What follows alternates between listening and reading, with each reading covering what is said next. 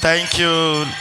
Now may we now invite His Excellency to present his paper. Thank you, Your Excellency.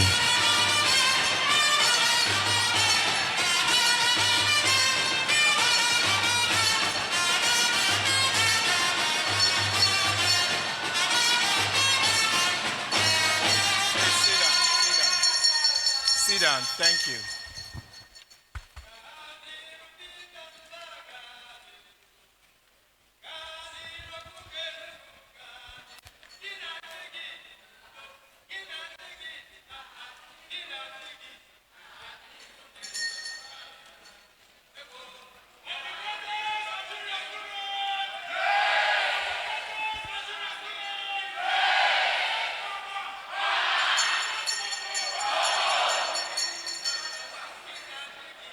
Thank you.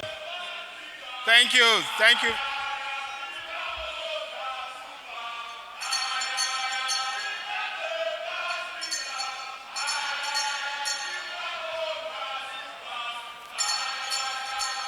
Thank you. The Pro-Chancellor and Chairman Governing Council, Enugu State University of Science and Technology, Sir Chinyaka Oha. The Vice Chancellor, Enugu State University of Science and Technology, Professor Aloysius Michael Okolie. Chairman of this great occasion, Monsignor Professor Obiora Ike, the Chairman, Planning Committee, Professor Oke Oji, the principal members and members of the Enugu State House of Assembly here, the Commissioner for Education, and other members of the Enugu State Executive Council here, the Deputy Vice Chancellor, the Registrar, the Deans of Faculties, the Chairman of Algon, and other members of the local government chairmen that are here present, Grand Patron, Enugu State Council of Traditional Rulers, His Royal Majesty, Igwe Ambassador Dr. Lawrence Agubuzu, and other royal fathers here present, heads of institutions, departments, agencies, and parastatals, captains of industry, top government functionaries, professors, academic, non-academic staff of the university, the secretary of our great party, Honorable Steve Aurora, and indeed other state working committee members that are here, our PDP woman leader, and other PDP women here, Student Union President, distinguished guests, great ESUT, gentlemen of the press, ladies and gentlemen. I would like to begin this lecture by expressing my profound gratitude to the organizers of this event.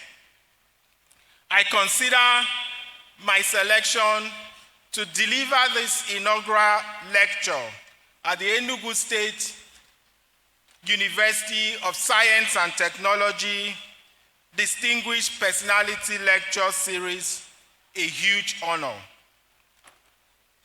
An event such as this is an opportunity to outline a vision for the future, and if you will, carry out some reality checks.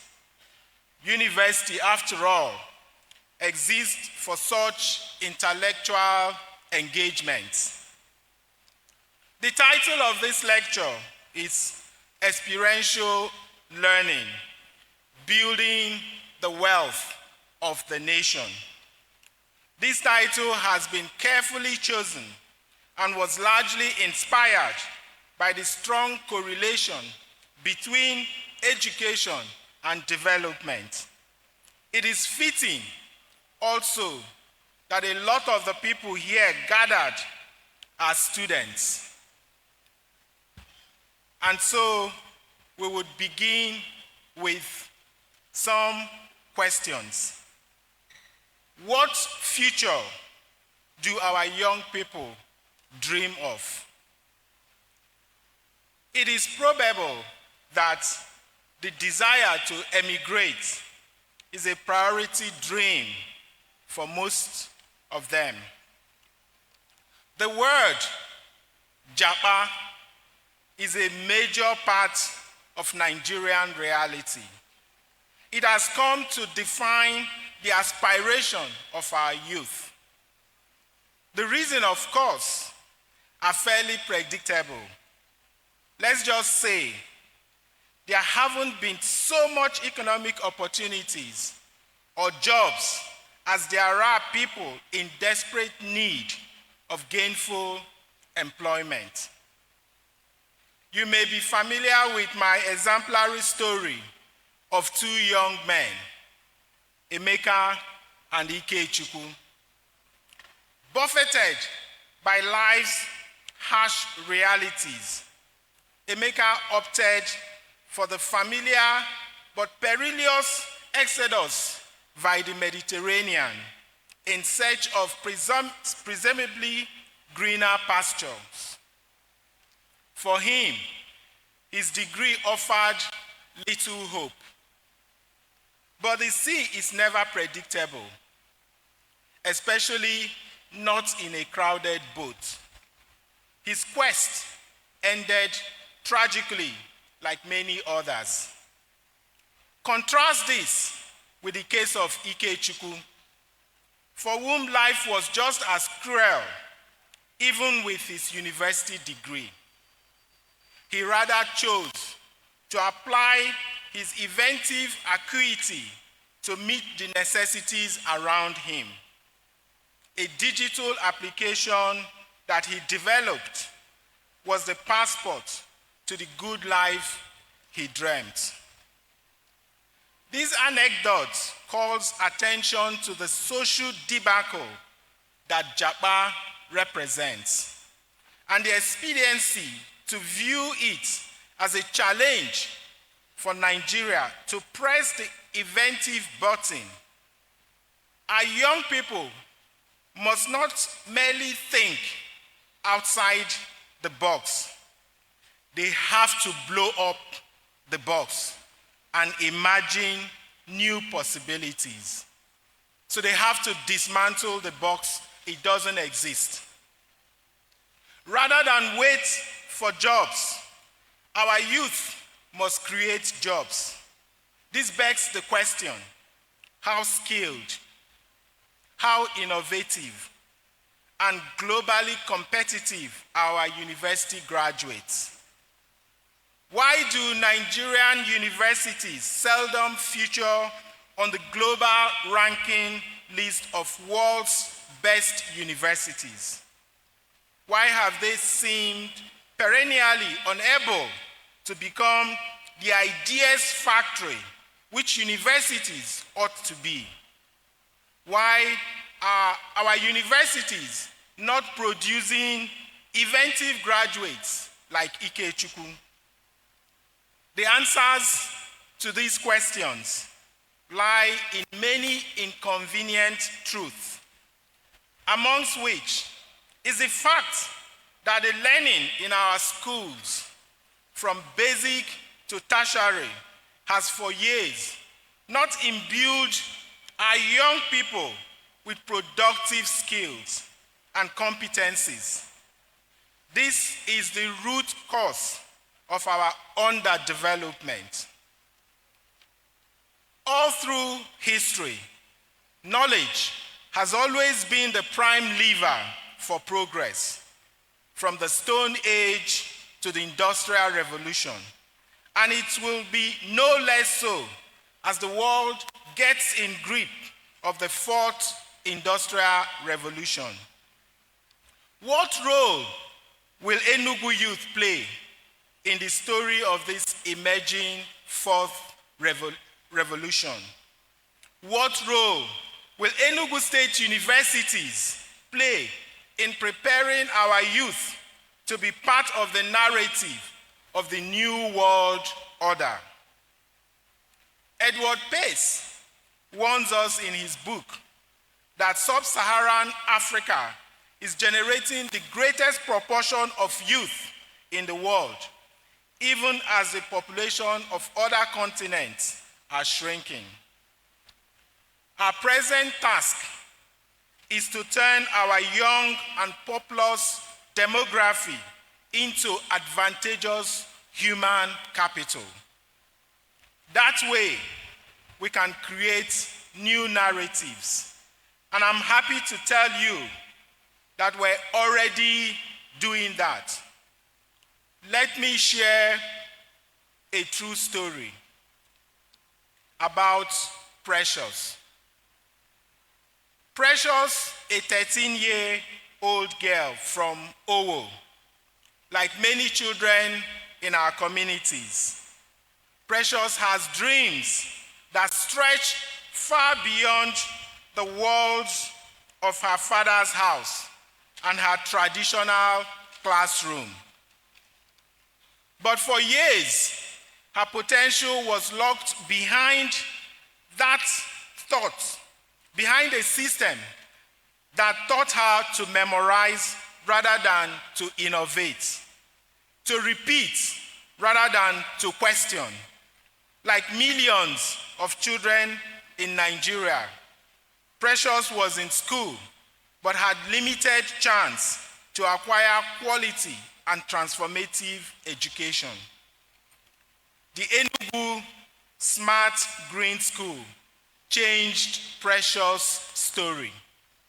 Today, Precious is no longer bound by the limitations of a conventional education system. As a student at the Enugu Smart Green School, Precious learns by solving real-world problems that matter to her community. Her classroom is not just a place for learning. It is a hub of creativity, innovation, and action. At the Enugu Smart Green School, Owo, Precious worked with her peers and teachers to develop a water purification system that now supplies drinking water to the school.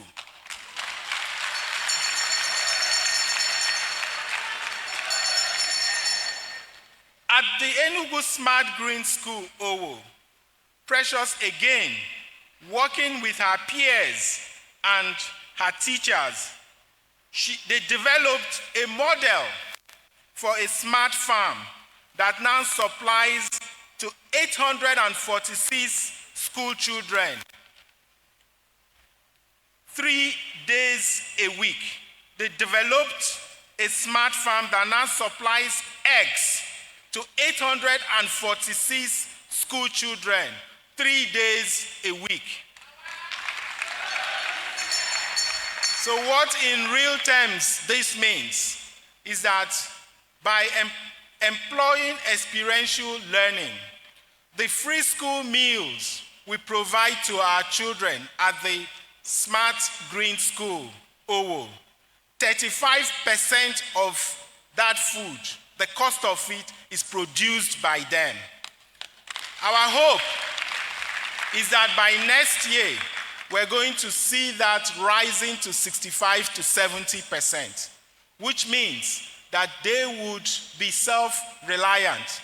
It would become sustainable because we will not have to be looking for funds to provide them free school meals. This transformation is part of a larger vision to create an experiential learning ecosystem that connects every level of education, from primary schools to vocational schools and universities, to a dynamic pipeline of workforce development, innovation, and sustainability. In a globalized world, competition is by no means local, and the meritocracy of ideas is the underlying philosophy that holds sway to produce globally competitive youth who can remain here in Enugu and yet japa their skills globally. Our education ecosystem must immediately shift from rote learning to experiential learning. Education must be tailored to meet the exigency of present needs and aspire to solve future challenges. Education is fundamentally the cornerstone of our progress, the bedrock upon which our future stands. History is replete with many compelling cases for the embrace of innovation.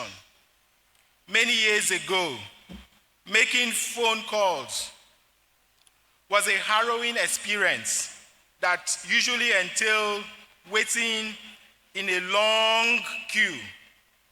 Of course, getting to the front of the queue is no guarantee of a successful phone call. There might be no dialing tone, despite the long wait. But with the emergence of GSM technology, those stories now exist as distant memories from a bygone age. With mobile phones, we now have the world in our palms. The point is that innovation is the fuel of development, but development is never wished into existence. It thrives in an atmosphere of deep respect for learning and pursuit of knowledge to improve the human condition. It is no coincidence the countries that invest the most in building a qualitative and experiential education ecosystem are the world's leading economies: United States of America, the European Union countries like Germany and the Netherlands, and are well-known countries for this. So why are we not fully leveraging the solution that a wholesome education offers to launch our society onto a new trajectory that fosters growth and in critical sectors? Education has long been seen as a pathway to job opportunities, but today it must also be for us a pathway to innovation and economic leapfrog. For this to happen, Enugu must lead in experiential learning in Africa. Our students at all levels, from early childhood to tertiary education, must be equipped with the tools to not only adapt to the future, but shape it. Experiential learning ensures that education is deeply connected to the challenges and opportunities of the real world. It fosters critical thinking, creativity, and collaboration.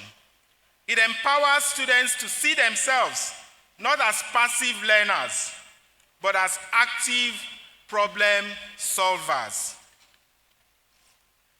as an ecosystem, a flexible and scalable model that can be applied across wide-ranging contexts, from smart green schools and vocational schools to universities. Experiential learning is bigger than an educational model. It is a strategy for a workforce development, innovation, and sustainability.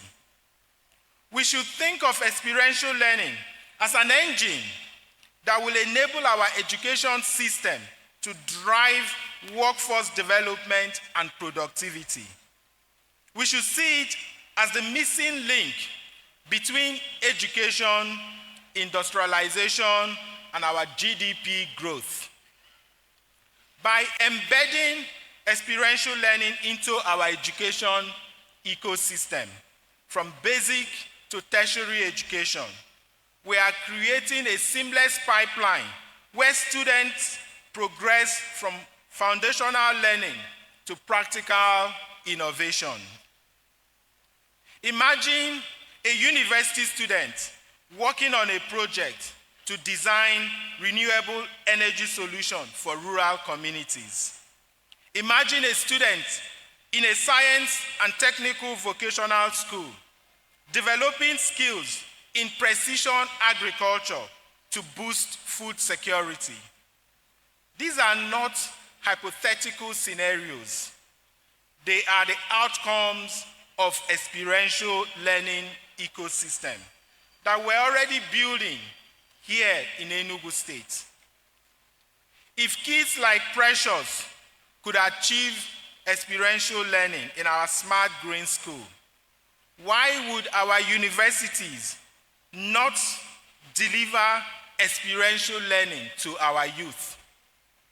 Our experiential learning model aligns education with sustainable development goals, equipping students with skills to tackle critical challenges such as energy, training students to innovate in renewable energy technologies, agriculture, equipping them with the skills for sustainable farming practices, ICT and technology, building capacity in robotics, AI, and digital entrepreneurship. Moreover, we have been very intentional and bold in our commitment to experiential learning.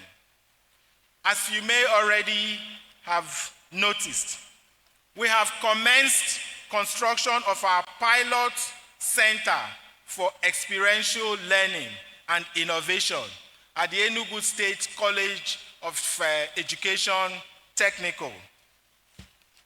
It is our vision that every tertiary institution in Enugu State will possess such center, which in addition to equipping teachers and professors with the pedagogical skills to deliver experiential education to our children, will also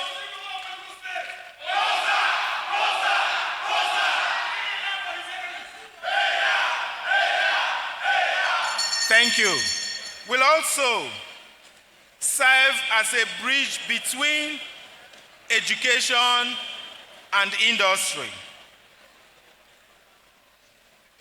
The Center for Experiential Learning and Innovation connects students and teachers to the tools and partnership that they need to develop technological competencies, innovate, and pilot real-world solutions, and drive economic growth and sustainable development. For us, it is a no-brainer. Our universities must adapt and harness experiential learning to change our story.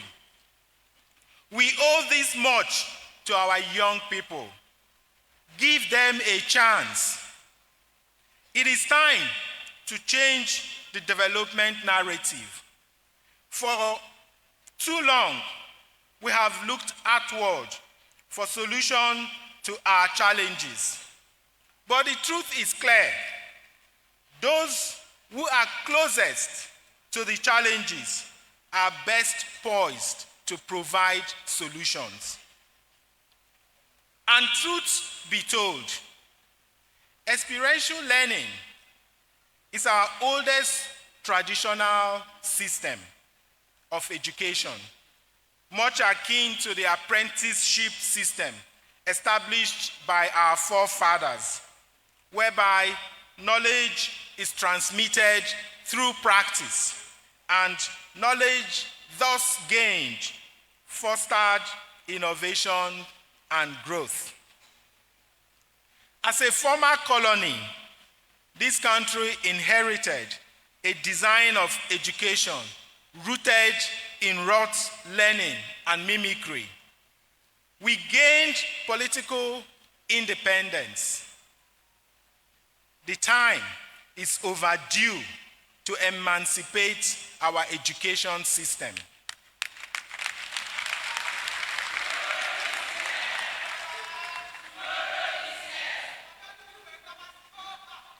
Like the Sankofa, we must look to our cherished heritage to forge a formidable future of innovation, progress, and prosperity. This is not an impossible task. We have proof. Our smart teachers, like Obu Esther, who specializes in robotics at the Enugu Smart Green School, Owo, are already demonstrating the type of leadership we need by guiding students to address local needs. Our students, like Precious, are proving that age is no barrier to innovation. And our communities are showing that with the right support, they can be powerful agents of change. We're not just talking about improving education. This is about empowering people to lead their development. It is about moving away from a narrative of dependency towards a future of self-reliance and innovation. It is about the soul and success of any state, I dare say any nation, which relies on knowledge rather than assets. And this is what experiential learning speaks to. This is, of course, a challenge to the government and the universities, as much as it is to our students and our youth, for whom JAPA constitutes the single most compelling aspiration. We must prepare our youth for changing tides, lest they be lost in a tide. JAPA may be a consequence of long-standing sociological stagnation, and the quest for social mobility is a natural human trait. Yet, all the great inventions the world has seen over the years has arisen not from a sense of sufficiency, but to feel an abject want. Necessity, it is said, does be the mother of invention. As a state, we have necessities and we have human capital. Developing our human capital has been the highest preoccupation of the present government. The degree to which we meet this task is measurable by our investment in ensuring access to quality education and health care. As I have always emphasized, nations seldom rise above the standard of their public education. And the wealth of a nation depends upon the health of its people. Both education and health define the quality of human capital, the truest measure of every nation's wealth.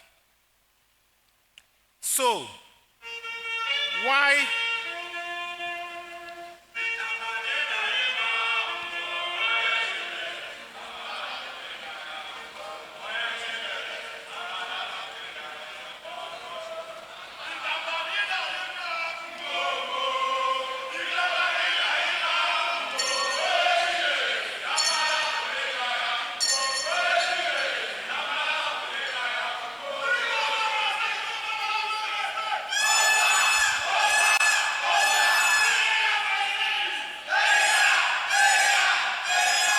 Thank you. Thank you very much. So, why is it that infrastructural development, often tends to be implemented at a pace that is disproportionate to investment in intangible resources such as education? The reason is fairly easy to infer. The sheer physicality of road infrastructure means that they yield outcomes that are instant, whereas the results arising from investment in education are not immediately discernible. The pundits are thus immediate.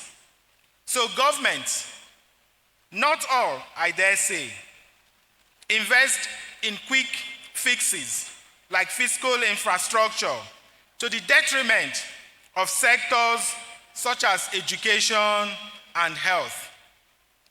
And maybe I should also, at this point, challenge you, the followers or the followership, because most time, the investment you make in education it is not like one that you would immediately see, like roads or maybe ICC that we're doing, presidential hotel, the roads we have built across the state.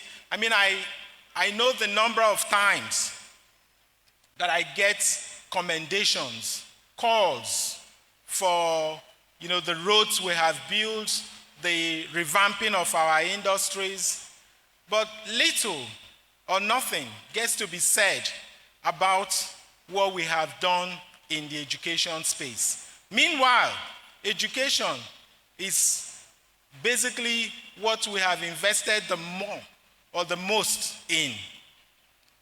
And so I challenge you as a followers to also begin to hold your leaders accountable to those intangible sectors, right?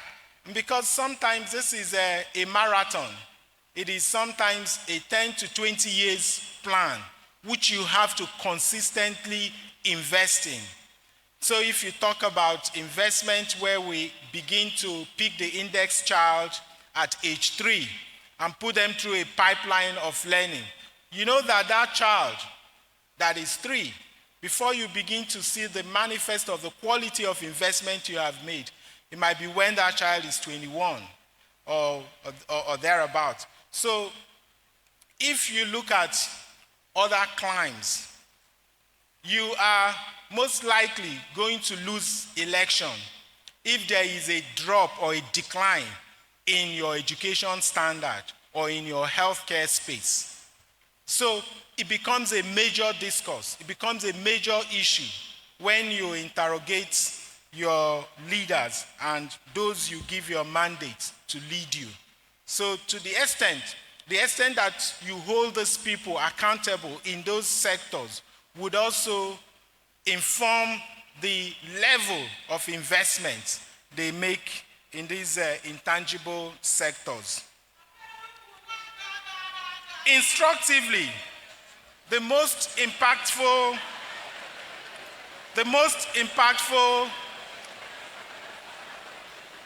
thank you. Thank you very much. Thank you. Instructively, the most impactful policies are not necessarily those that create the biggest buzz, but they offer the clearest indices of human development. Nothing transforms lives and paves a path to a promising future like quality education. It is the reason why 1/3 of Enugu State's total annual budget went into funding education.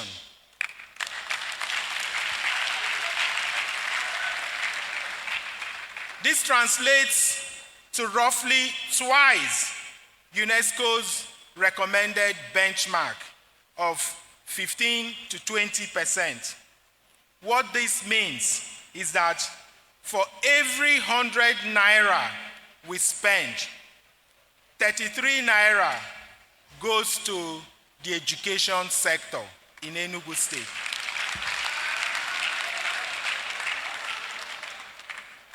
This funding has enabled us to implement both infrastructural and pedagogical overhaul of our education system.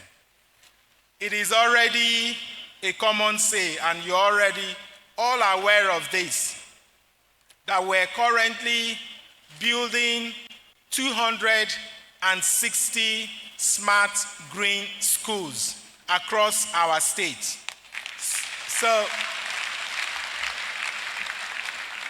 So for us, this is not an incremental or marginal improvement strategy. It is referred to as cutoff point. It is not just changing or shifting the mindset. It is for us a new dawn in our education space, right? And we do not want to leave any section, any part, any child in this state behind. All our children must be brought into that pipeline, into that ecosystem of smart green school, where experiential learning is the order of the day. And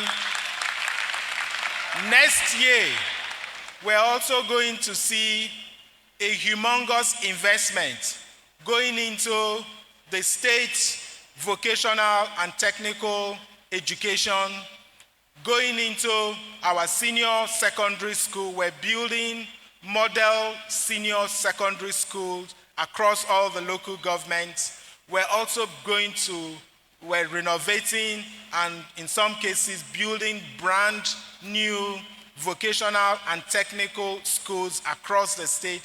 And our universities won't also be left out.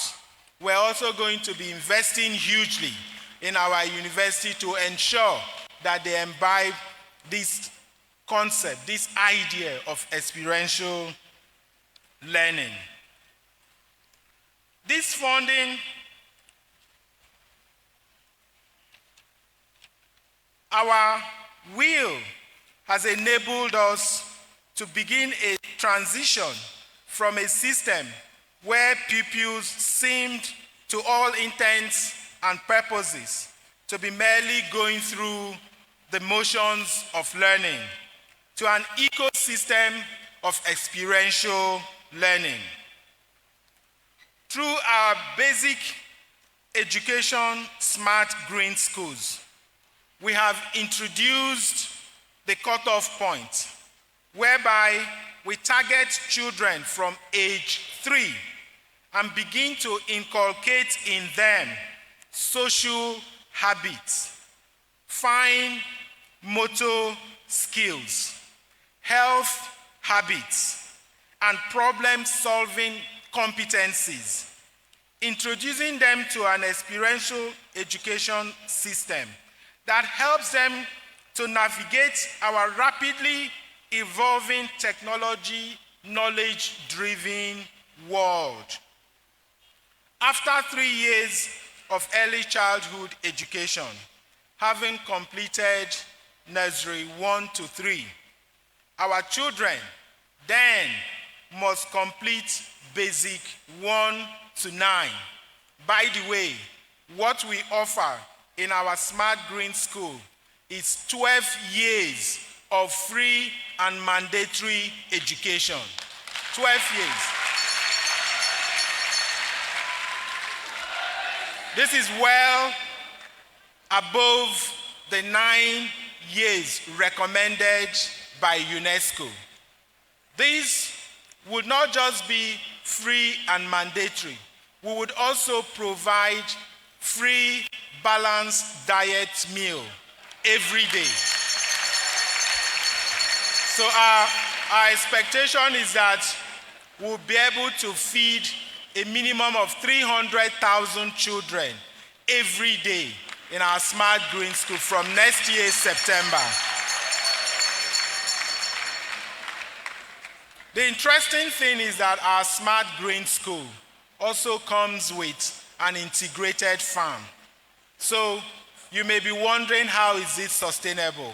And I've already spoken to you about Precious and how she was, through experiential learning, was able to create a smart farm system that supplies 846 school children eggs every day, at least 3 times per week. And as I said, we hope to improve that. Our integrated farm in our smart schools have also greenhouse, so we're not inhibited by the weather.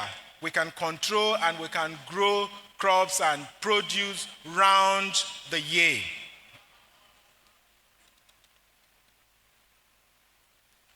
During their 12 years of free academic study in the Enugu Smart Green Schools, our children learn with interactive digital whiteboards, tablets, and computers. So in the Smart Green School, once a child gets to elementary 1, they get access to an Android tablet. So their work, all they do, so just flash your mind back to what we did those days. What we carried as our slate board to school would be an Android tablet for these kids, and that's what they are going to be learning with.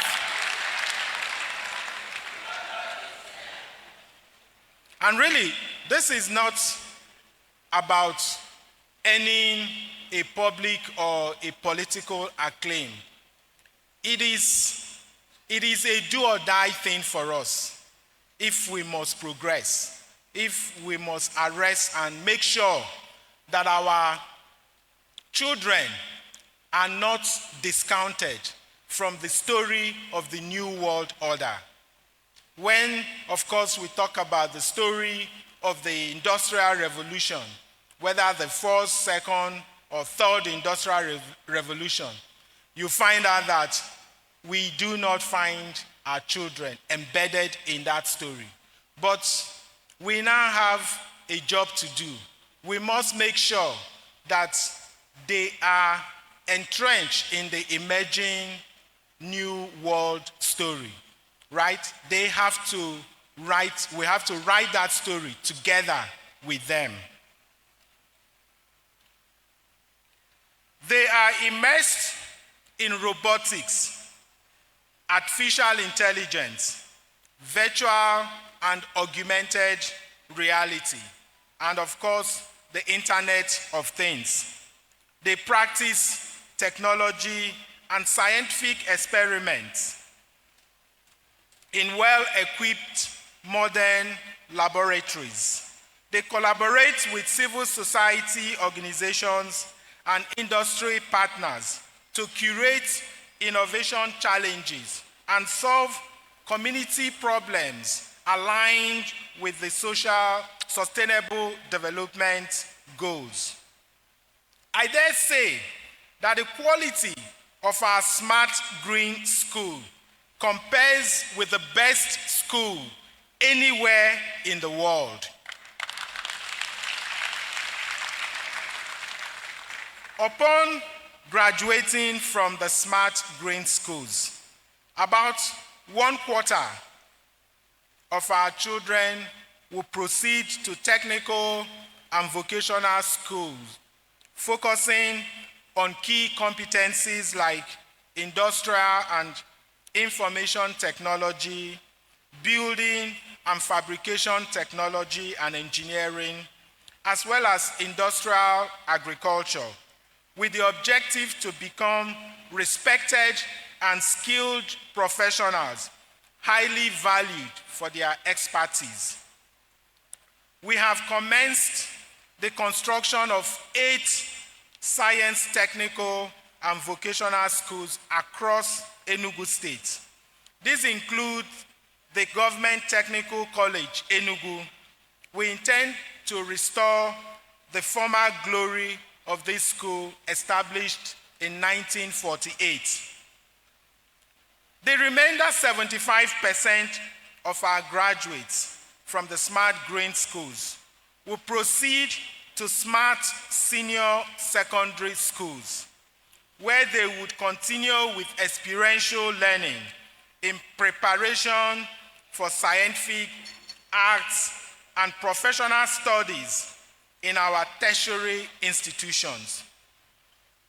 As you can see, our children will come through a pipeline of experiential learning. Our universities must not only be ready for them, but should lead research, development, and innovation in experiential learning.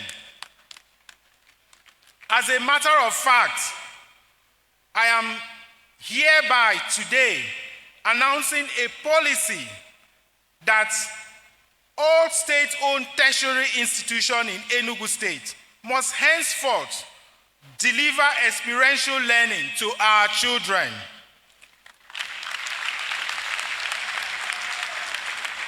We want them to see this change reflected in planning, budget, curriculum reform, assessment and promotion, as well as research. We must not forget that as Africans, we had been discounted in the narratives and histories of the making of this world order.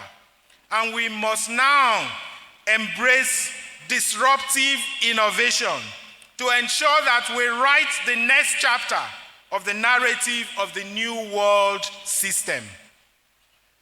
With a population of over 200 million and a median age of 18 years, Nigeria has the 6th largest population of youth in the world. About 70% of our population is under 30, and almost half is under the age of 15.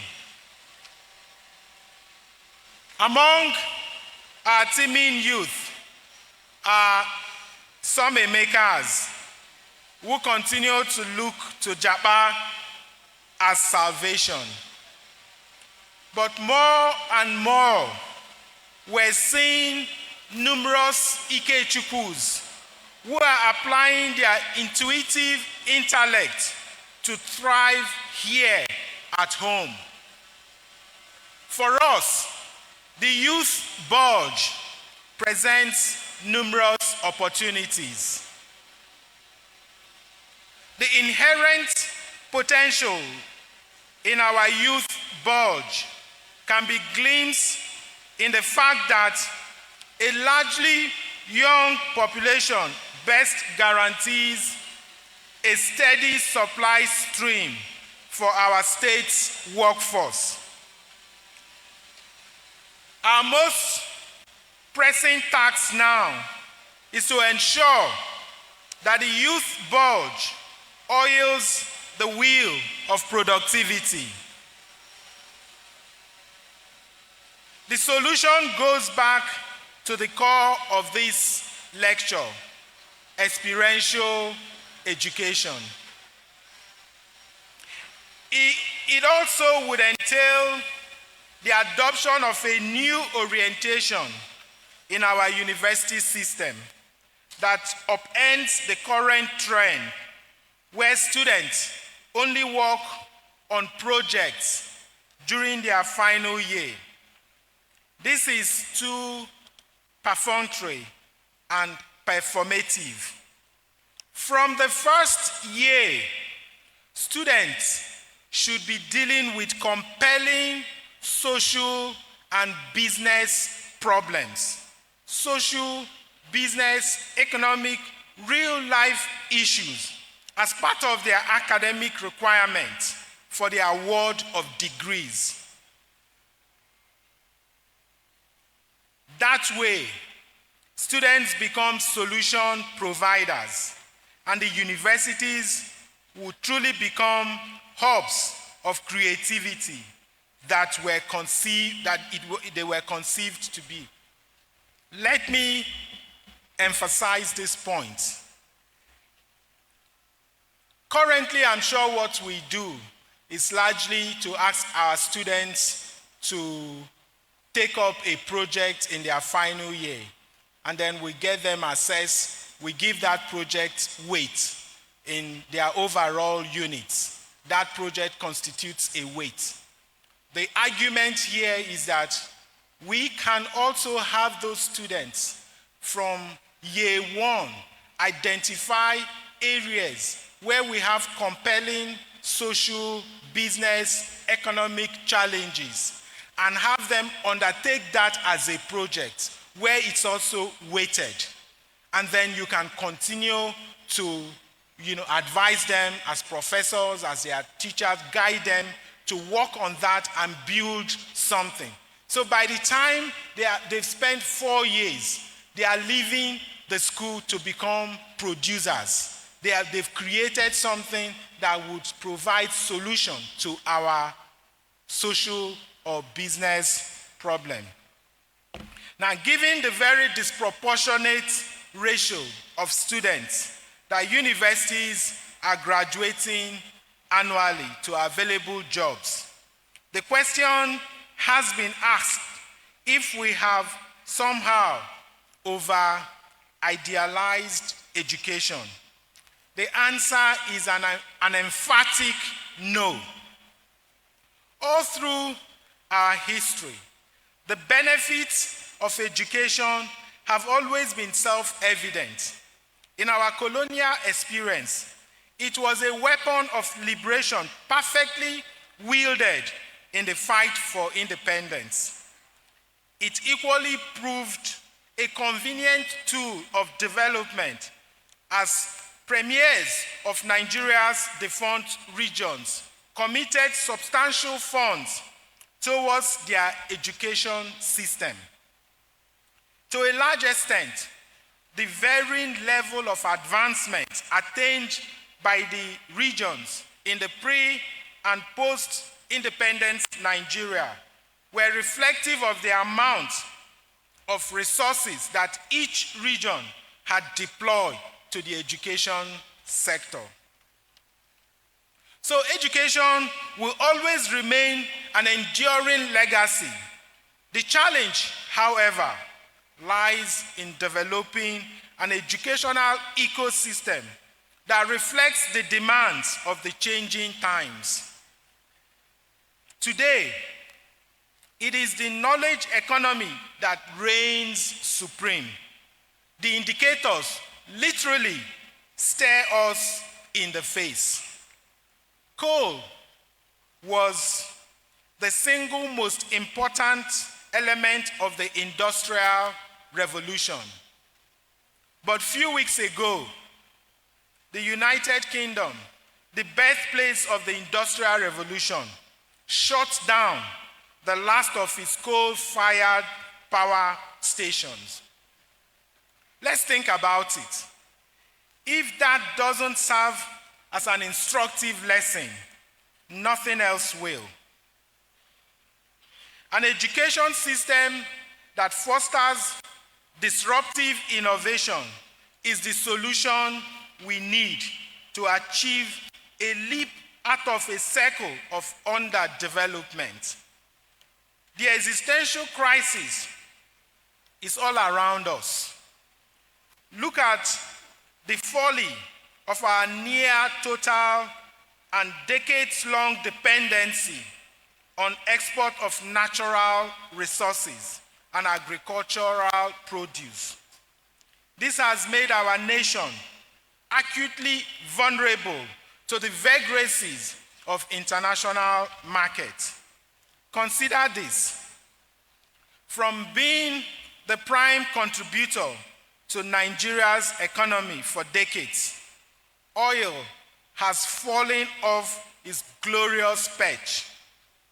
Instructively, the ICT sector has been gaining ascendancy in the last 10 years. In 2023, for instance, ICT's contribution to Nigeria's GDP was 16.7%. The figure for 2024 looks likely to rise, given the sector's 19.8% contribution in the second quarter of this year. On a similar note, artificial intelligence is projected to contribute up to 15 trillion to the global economy by 2030. Just think about it, 15 trillion. And this is like the pessimistic case. The optimistic case, or even, in fact, the base case on this, IDC has reported a 19.8 trillion. That's what IDC is reporting that AI will contribute to the global economy. So what that tells us is that AI would greatly enhance the capability of robots to function independently in a complex human environment. So robots would continue to reach or attain a high level of autonomy where they can make complex decisions with minimal human input. So if you're here and you've heard this news, 20 trillion optimistic case, 15 trillion pessimistic case, what would you do? Artificial intelligence. So what it tells you is even what we consider today as artificial intelligence is not wholly artificial. We're still having augmented intelligence because of the high level of human input. But as we advance, we're going to have less human input. There will be minimal human input, and this artificial intelligence, going with big data, will now be able to independently solve complex human challenges. So we cannot be left out in this story. We cannot have our children not be at the epicenter of this new world story. So, what would be the next economic turn, and how do we prepare for it? As we invest in education, we must be conscious of nurturing an education curriculum that caters to our pressing developmental needs, while at the same time prepares us to feature prominently in the narrative of the next global economic turning point. As history shows, to achieve progress, we must challenge the status quo.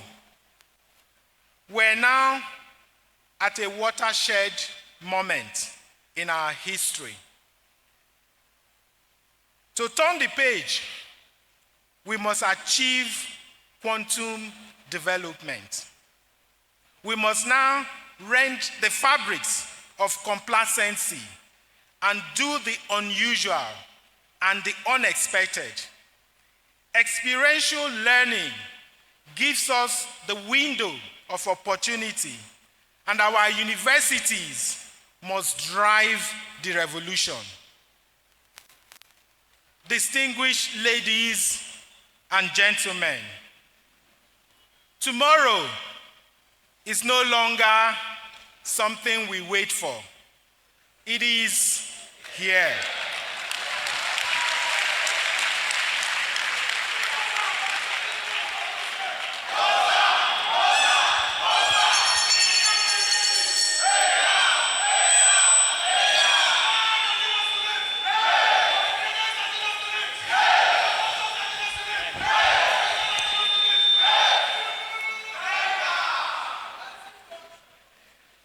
The challenges we face today, from climate change to unemployment, demand immediate action and the boldness to think outside the box.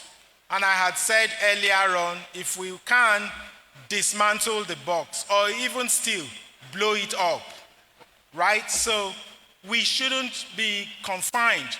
We should have no restriction. We should get our young ones to wear their creative cap, and let's not restrict them with conventions.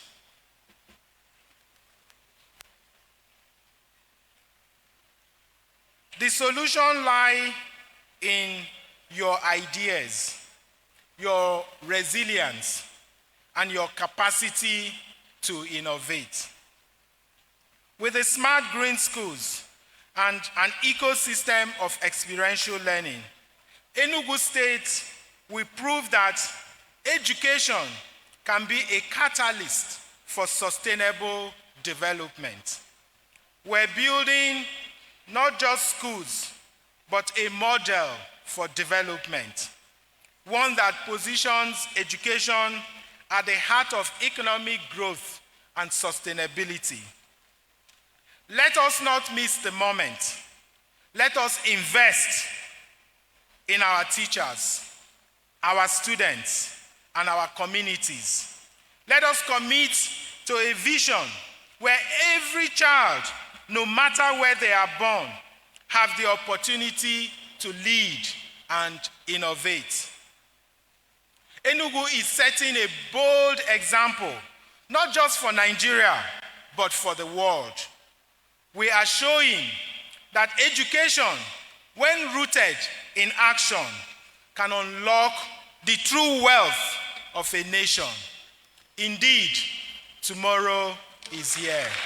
Thank you, and God bless you. May we stand in ovation to His Excellency.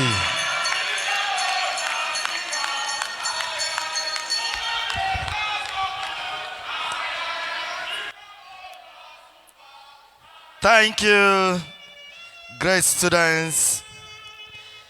Thank you. Thank you. Thank you. Thank you. Thank you. Thank you. That was